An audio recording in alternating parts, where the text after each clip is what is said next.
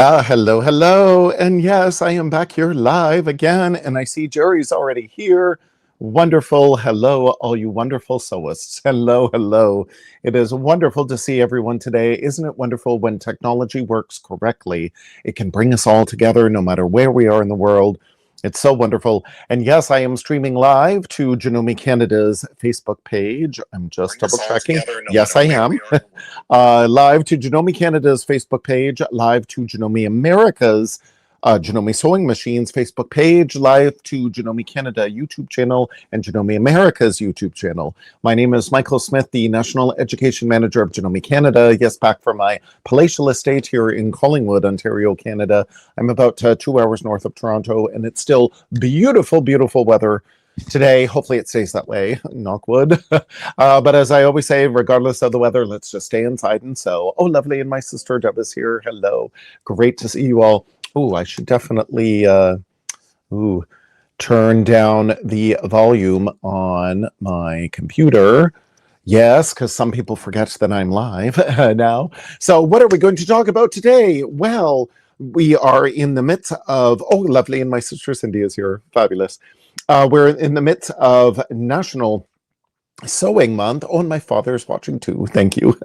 We're in the midst of National Sewing Month, and we're doing some projects on our Janome Life blog that you can all check out. Some I have already posted, some I will be posting, so stay tuned to Janome Life blog for some quick, easy projects, as well as the Learn and Create tab on Janome America's website, and in Canada, our janome.ca site, it's the Inspire tab, and you will see these cute, adorable little drawstring bags.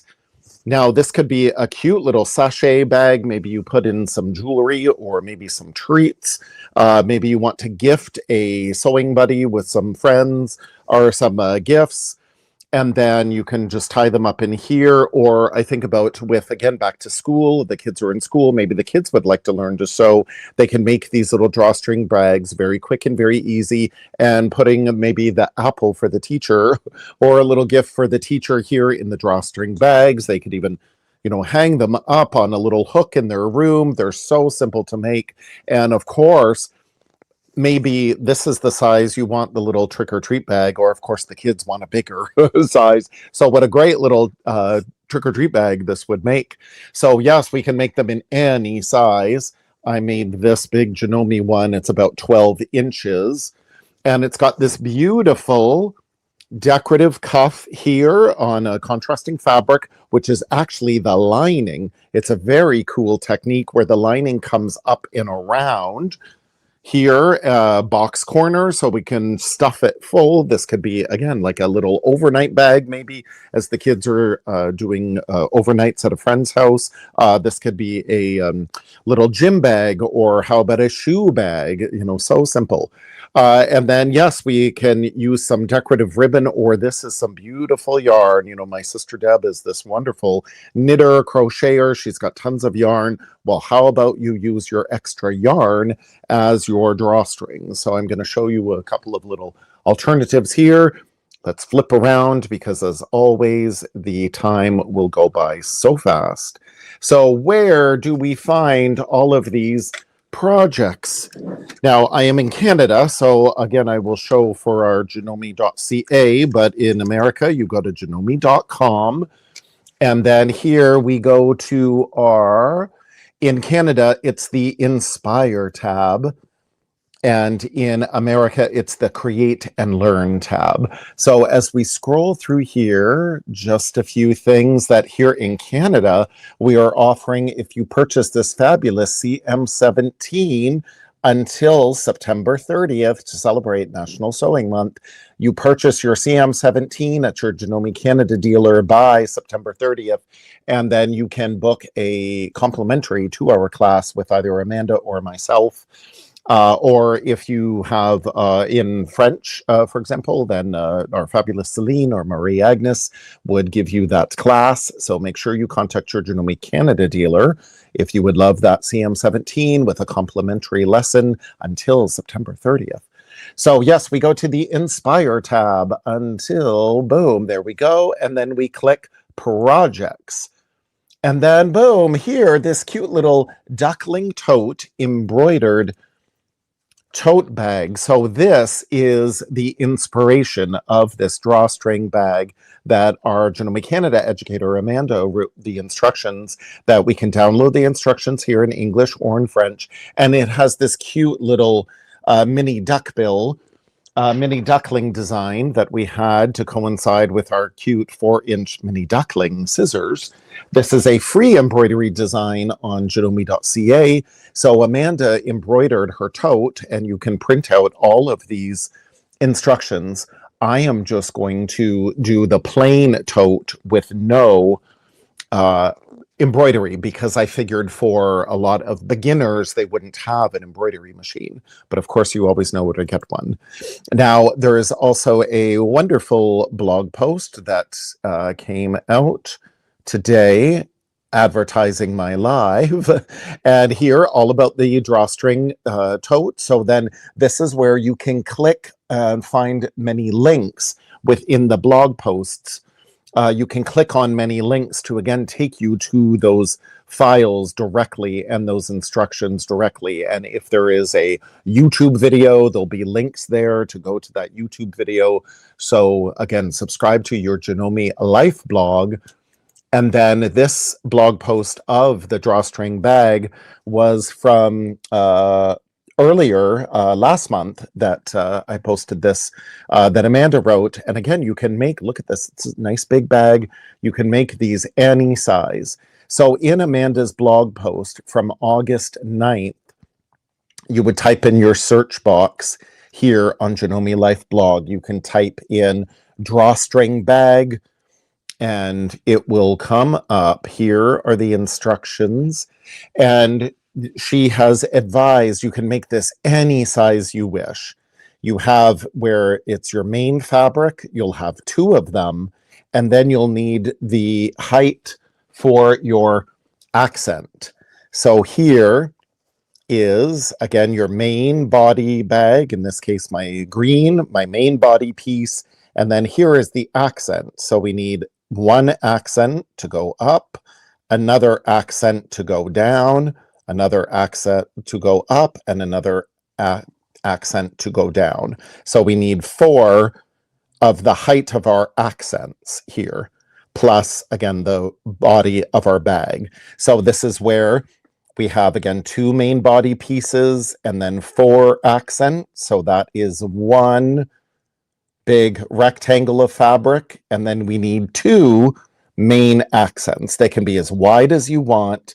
We need 2 main fabrics, and then again the accent. So this is all on Amanda's Janome Life blog post dated August 9th. You just type in your search box about drawstring bag, and it will come up no problem. So it's a guide to make any size you wish. Now I'm following Amanda's original instructions to make this a 7-inch. This makes, it's a 7-inch square that I start off with, and then I end up with this cute little rectangular basket here with that accent. So you can download and print out your PDF instructions. There's even a link to get this cute little mini duckling design. But if you're not going to do the embroidery, you would start with a larger piece of fabric if you're going to embroider. But by not doing the embroidery, what I need, according to the instructions here, I need 2 7-inch pieces of fabric, 2 7-inch squares, which I have here, 2 7-inch squares, and then I need 1 long 7-inch by 22-inch piece of fabric. And again, what that is 2 heights of your main fabric plus the height of your accent times 4. And again, it's so easy to do, but do read Amanda's original blog post from August 9th, and it'll totally make sense to you. So all I'm going to do is take this 7-inch square and sew it onto the long end of the, or the short end of this 7-inch by 22-inch square. or a rectangle. Now, what I'm going to use is the 1/4 inch foot. Now, again, as we're learning to sew and we're helping to refine our skills, we love using these dedicated presser feet that really help the results. So this has a little guide here at the side, the O foot, 1/4 inch O foot. It either comes with your machine or you can get it from your Janome dealer. Really good to use, just snap on. Now here in my Skyline S7AE, I can't use this foot, or I shouldn't really use this foot with center needle position. That's not going to be a 1/4 inch. But I can easily go into my decorative stitches or quilting category here, and then click on quilting, and then I want that 1/4 inch piecing stitch. That's what that P stands for. My machine is automatically adjusted to 8.3. It has swung the needle over here to the right, as indicated on the LCD screen, and then my stitch length has shortened to 1.8. That's a nice tight stitch. So we know this bag is going to be very secure, especially as, again, a little treats bag or an overnight bag, a little special goodie bag, whatever you want it to be. So very quickly, I know my time is going to run out, and believe me, these bags get so addictive. So we're just going to sew a 1/4 inch down one side, and having this guide on my foot really helps keep my stitching nice and accurate. Again, as we're learning to sew, it's great to help improve our skills. So having the dedicated presser feet really make a difference. My perfect 1/4 inch seam. So I do that on each side. So in my 22 by 7 inch, 7 inch by 22 inch, this is my accent piece. I have piece together. This is my main fabric piece, 7 by 7. And then boom, on the other side, I did the other 7 by 7. And then I fold this in half. So the cut edges of these two main body pieces align at the edge. And we can help by offsetting our seam allowances here. We can press one seam allowance up and one seam allowance down. Do you see there? This seam is down and this seam is up. So they just kind of lock together or nest together. So that will really help distribute the bulk. And we can just clip that together. Ooh, very quickly. Time is going by so fast already. There we go. Click that together. And then as we fold this in half, then, oops, I just want to refine my other seam. And as we fold this then in half, meeting again these cut edges up here, we're going to then fold this all out flat, and we're going to draw on some marks to help us with our sewing. So according to, again, Amanda's instructions, now this is really quite simple and easy, so you can really customize it however you wish. But she recommends here as my seam line of where my 7-inch piece was attached to my rectangle, I'm going to take my measuring tool and go down approximately an inch and make a little mark on the edge of my fabric. I'm going to do that on both sides. Then I'm going to come down, she suggests, about half of an inch. In this case, I went down about 5/8 of an inch just to leave a little opening. This is where the drawstring is going to run through. So we definitely need to leave an opening, again, on both sides of the bag. So we do that on one side, and then again, those same registration marks on the other side. Now, we also want to leave an opening somewhere down in the middle of the bag. We want to leave about a 3-inch opening and make your little tick marks here. This is how we're going to turn the bag right side out. So we do need to leave that opening. And then this, again, is a fold, but we just press that fold out because we're going to be stitching along this. So that's very simple. That's all we need to do, and match those cut edges. So then I'm going to start here at this notch, lower notch, that lower mark. for where my drawstring will come out. And again, the width of that opening really depends on the width of your drawstring. I'm going to do a little back stitch here. So in Amanda's instructions, she says, oh, you could use 1/4 of an inch wide ribbon, but I'll show you some alternatives. So depending on the width of your ribbon depends the width of that opening. So now I'm at the little notch for the opening where I'm going to turn this right side out. So I'm going to back stitch here as well, and then raise my foot and raise my needle so I can move. I didn't bother to cut my threads. I could right now, but I won't bother. I just like putting my needle down in my fabric there. Again, line up the fabric, the raw edge of the fabric with the edge of the foot, and just sew straight off and cut. Again, this is so simple, so easy. So we're going to just go right around completely. Now, even though this is a fold here, I'm still going to stitch right across it, no problem. And again, I won't bother stitching this entire thing. Even though it really does not take that long. You can make this bag in about the time that you're watching this live. Doesn't take much time after that. So again, I'm coming now up to that other notch on the other side of my bag where my drawstring will be. So reverse. And then I can cut my threads, or again, I generally just leave and run this little long floating stitch. I'll trim it off later. And then I'm coming up to my little spot of where I need to backstitch. There we go. And then this is where my seams are locking together. Now you can feel when your seams are offset. So one is going up and the underneath seam is going down. You can feel when they're locked, when they're flat.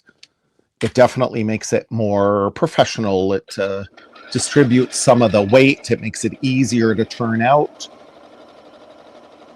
So then again, I'm almost here at this corner. It is so fun to do. And with Halloween coming up, again, how perfect would these be for your trick-or-treat bag? Now, if you do go on Janome Life Blog, you will also type in trick-or-treat, or type in Halloween, or just type in tote bag, and you will find in that search box, and you will find so many other related blogs all about trick-or-treat bags and tote bags.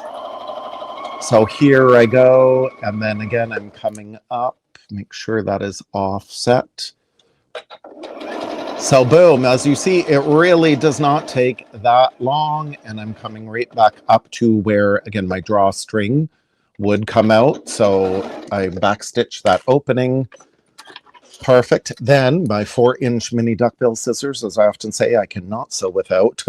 This is where, again, I just trim off these floating threads like that. So I have the opening for my drawstring. I have the opening where I'm going to flip my bag right side out. So now that it's completely flat, then I take my ruler and I'm going to box the corners. This is what allows some shape in our bag. So how big you box these corners really depends on how big your bag is.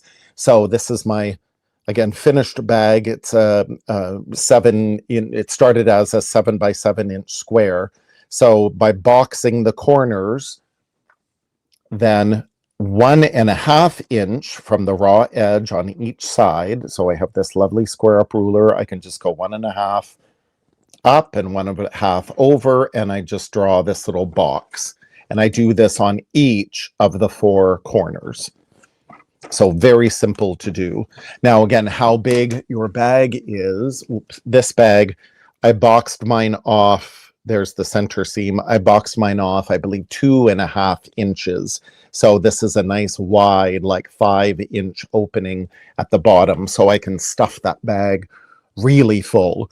But again, how big you box these corners off is really up to you and really depends how big your bag is. As a smaller bag like this, again, 1.5 inches on each side is good. It's a good size. We don't want to make it too big. That'll shorten your bag ultimately. So it really depends on what you want. And again, you'll see my opening right up here is away from this corner. So after we have boxed those corners, after we have drawn on the box, take my cute little, these are precision snips. Look how short, look how fine those points are. These are from our 9-piece Janome scissor set. So double check with your Janome dealer. Look at this. I love these. I love my mini duckbill scissors, but again, there's a scissor for every purpose. These right down to the tips. When you're cutting away these corners, you do not want to use your rotary cutter. Trust me. You want these fine little precise snips right into the corner. And these scissors from the Janome scissor kit are made by the manufacturers who make chef's knives, super sharp chef's knives. So Janome has contracted them to make our scissors, which is why they are so precise. I have had mine for years and I've never needed to sharpen them. They can be sharpened, but so far I haven't needed them. They are so sharp. So after I cut my corners, then very simple, we're going to fold these out and you'll see the seam allowance underneath, and there too we're just going to offset these seam allowances. So one is going to go up and the other is going to go down. So it boxes off the corners so we can have more dimension in our bag. And by offsetting the seam allowances, everything again just turns out so beautiful and it just stays flatter. We can backstitch right here, boom. So again, it takes me longer to explain things than it is to actually do it. But there we go. So offset, I try to match the same. This seam allowance is going this way, so I want to carry that through to make sure that seam allowance goes that way. The underneath seam can go underneath. So there we go. So simple to do. So we box these off. Then after we box all 4 corners off, I will do my last one here. And then you'll see after I stitch that through, again, just to save time. After I do all 4 corners, then I'm ready to flip it out. There we go, our little test kitchen sample here. So after all 4 corners are boxed, you go into your opening of where you left that big opening. Now, depending on your hands, again, for kids, they might not have to leave a bigger opening with their little hands. But then here I get into the corners. There we go, to make that nice box corner. Now, if it helps, you could use your bamboo point turner and get in there and really poke out. Look at that beautiful sharp corner. Beautiful sharp corner. Now, this is technically the inside of my bag, but still, I want the inside to look as beautiful as the outside. So we can use that mini or that bamboo point turner. See that beautiful sharp corner. So just makes it so beautiful. And then bring out the bag here. Now be careful with your directions. As I learned, your directional print, you have to think about how you're sewing this on, because now actually my ice cream cones are going to be upside down, but this was just my test subject, so that's fine. It's wonderful. Just make these bags over and over again. They're so simple and easy to do. Now this is the opening then. So once my corners are all turned out and beautiful, we can go back and here's the opening. And we just tuck in our seam allowances. There we go. And then with a really skinny seam, since we sewed this at 1/4 of an inch, we could go along and we could stitch this, oh, more like 1/8 of an inch. So we're like really close to the edge. We could do this by hand. Just make that a little neater there. Whoops. We could do this by hand, but I'll just do it by machine. So isn't that beautiful? We just boom. So just sew that up, and then we tuck in this bag. This is really fun. Then we tuck the bag in And then you can feel it with your boxed, oops, there are our boxed corners. And with my fingers inside, I'm trying to push down the lining, the contrast fabric here, into the box, into the corners, and get that all nice and situated. So isn't that cute? It's so simple. Now, again, with your directions, make sure that you sew them on correctly. I didn't at this point, but that's okay. But then that's basically your bag. Now, it really, really helps when you're pressing this. Do you have a sleeve board? I've had mine for over 30 years, including some fabric I burnt on it all those years ago. I studied fashion design at Sheridan College many, many years ago. So as a garment sewer, this is a sleeve board. It really makes it great if you're going to be pressing a sleeve, or look at that we can just put our little basket over and we can help press this out. So it's nice and flat, corners nice and sharp. Here is our contrast fabric. Here is the main fabric. So on this sample, I made sure to sew the ice cream cones on the correct way. So that definitely helps. Now, if you don't have a sleeve board, maybe your machine has, a free arm like this. The wonderful thing, our Skyline S7, our Skyline anniversary machines, including the S7, here in Canada, they come with that frosted acrylic extension table. If your machine does not have an extension table, perhaps there is one available from your Janome dealer.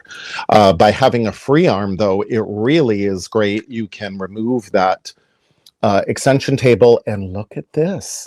So without even pressing this on a sleeve board, we could press it by hand. Don't press it by machine, but we could press it by hand here on the free arm. Look how perfect that works. So I could just press this out, make it nice and smooth, just by using the free arm of my machine. Now is time to make a casing up here, because I have my little opening. There it is, where my little screwdriver is. There's the opening for my drawstring. Well, I need to form a casing of stitching here, just straight stitches. So then the drawstring will go through that casing. So on this outer edge, based on my my ribbon, based on my string, my draw cord, I'm just going to stitch 1/4 of an inch from the edge here of this sample. So again, you can decide. Amanda's got full instructions, so you can do it exactly as Amanda does. Or again, I've now done these enough times where I've started to refine them and customize them and make them my own. And that's really the joy of sewing, that you start off with a project, a free project on Janome Life Blog or janome.ca, janome.com. You start out with the free project, and then you can refine it and make it your own. So there's some back stitching. So I've used, again, that edge, 1/4 of an inch edge, to do that line of stitching on my cuff. And then now I need to do a second line of stitching. So I don't want to use this 1/4 of an inch foot anymore. I could just go back to my regular zigzag foot and clip that on. Now, to stitch further along in the body of my cuff here, I do have patented marks on my needle plate, but to make it even more accurate, oh yes, I can totally use this metal cloth guide that comes with some machines or is available in a blister pack from your Janome dealer. It screws into the metal threaded screw hole of the metal needle plates here. So I want to make sure, yes, I had started to mark. Yes, this is how far I need to go down.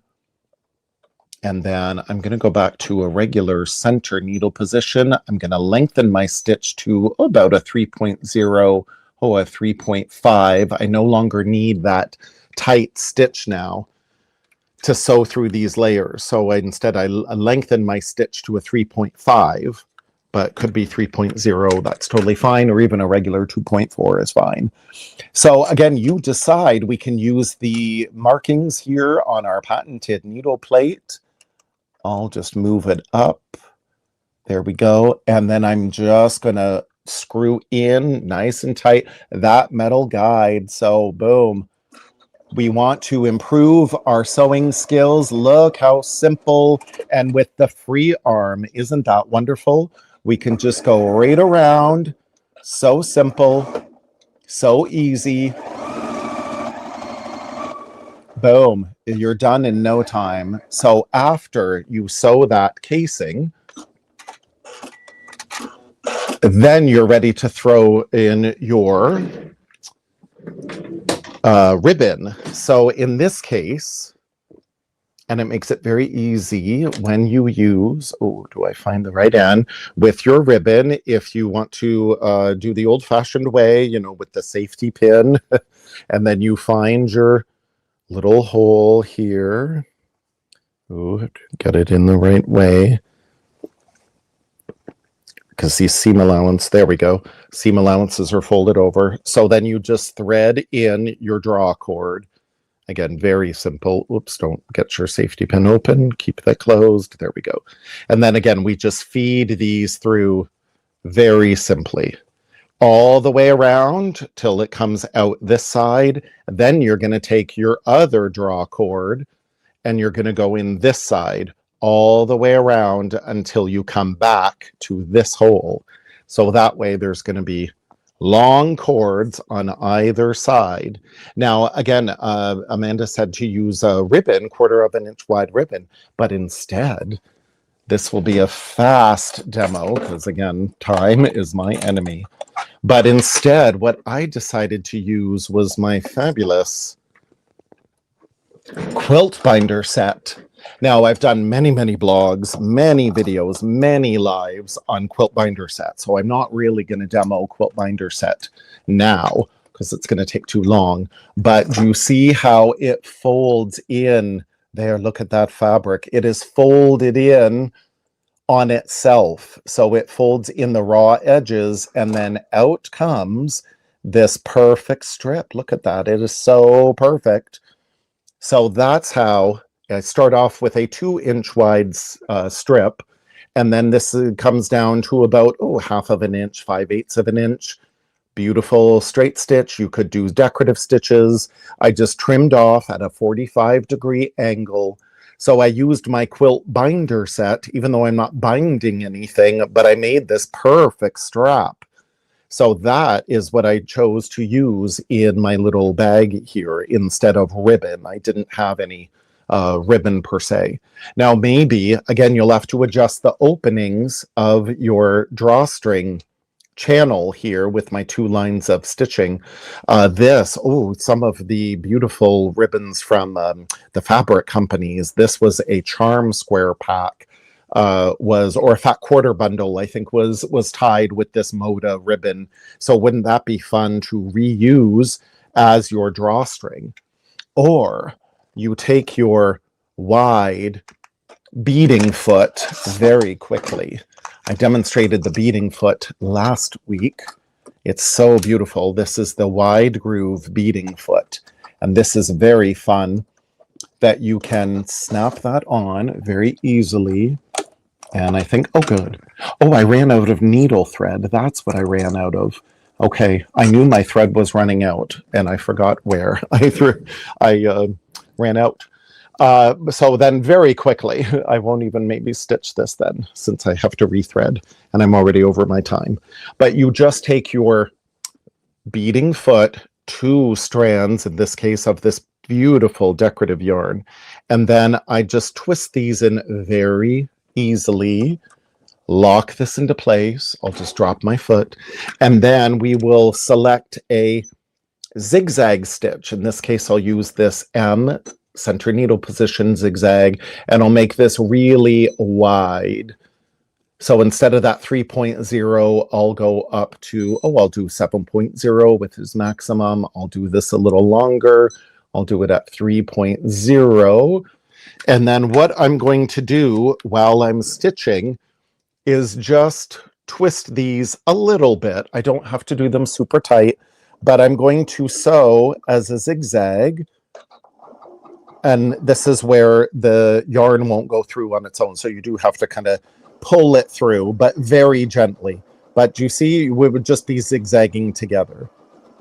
Like so simple like that. So that's how I created that, all zigzag together. And even with black thread, like you barely see it, but it looked so cool. So very good textured yarn. And then again, I just threaded up the safety pin and then did a knot on the yarn here so it won't come out. So super simple to do. So these drawstring bags, you make them however, whatever size you wish. So cute. So much fun to be had. So make sure that you go to Janome Life Blog and find out the projects. You go to the Inspire tab on janome.ca or the Create and Learn tab on janome.com. If you are in, oh, Vanessa, hello. If you're in the Ottawa, Ontario area this coming weekend, I'm going to be at Fabrications Ottawa. They're a new Janome dealer in Ottawa, Ontario. So if you're there Friday and Saturday this coming weekend, or no, Saturday and Sunday this coming weekend, I will be there Friday setting up. But Saturday and Sunday, all day, I think it's about 10 till 4, 10 to 5, but go to fabrications.com website in Ottawa, and I hope to see you there this weekend demonstrating this and more. So thank you everyone so much for joining me, and have a fabulous day. I will see you all next week. Bye.